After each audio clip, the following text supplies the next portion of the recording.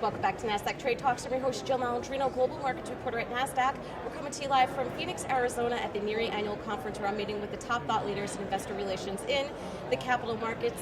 Joining me for this segment, we have Maggie O'Donnell. She's Director of Investor Relations at Wix. And we also have Joe Polaro, who's the GM of the US at Wix as well. And we're going to take a look at using digital tools to enhance your investor relation process. Maggie, Joe, it's great to have you both with me.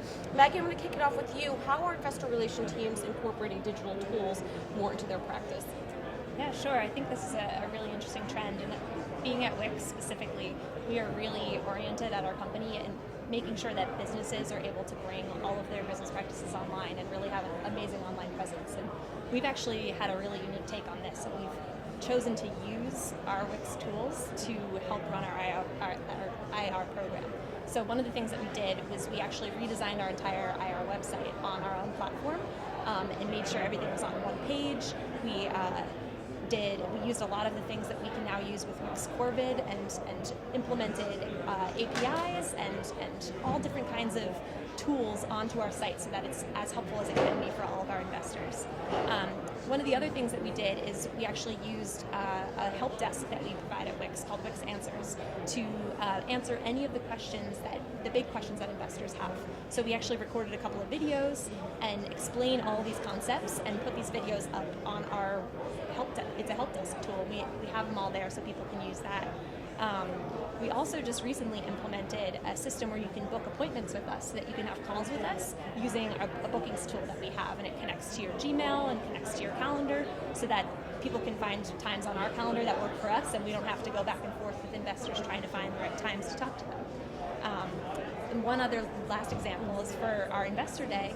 Last year we actually used an events tool that we have to track all of the people who were coming, to provide them with the right information about the event, and then use it as an RSVP list so that we could check them in when an event came around. All right, so Joe, what does it take to have a successful Investor Day?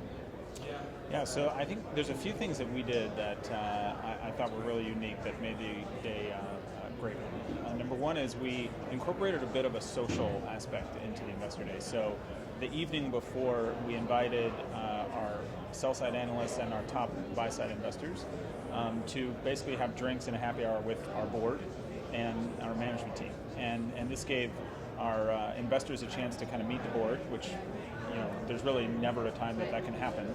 And that obviously will help when we go to shareholders to have proxy voting or things like that, if you have that connection. It's important for governance, I think.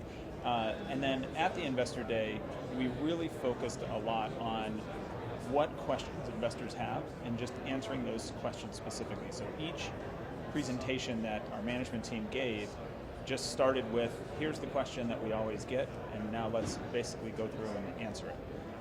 And rather than trying to set up an agenda around a whole bunch of topics that may or may not be on investors' minds, just by framing it in the exact questions that you get was a way that we thought really stimulated a lot of conversations with investors. So it sounds like it's the right mix with digital tools and incorporating the personal element to have success, not even just Investor Days, but all year round. Yeah. Absolutely. Yeah, absolutely. All right, Maggie, Joe, thank you both for joining us. And thank you for joining me throughout the day on Trade Talks. I'm Jill Malandrino, Global Markets Reporter at Nasdaq.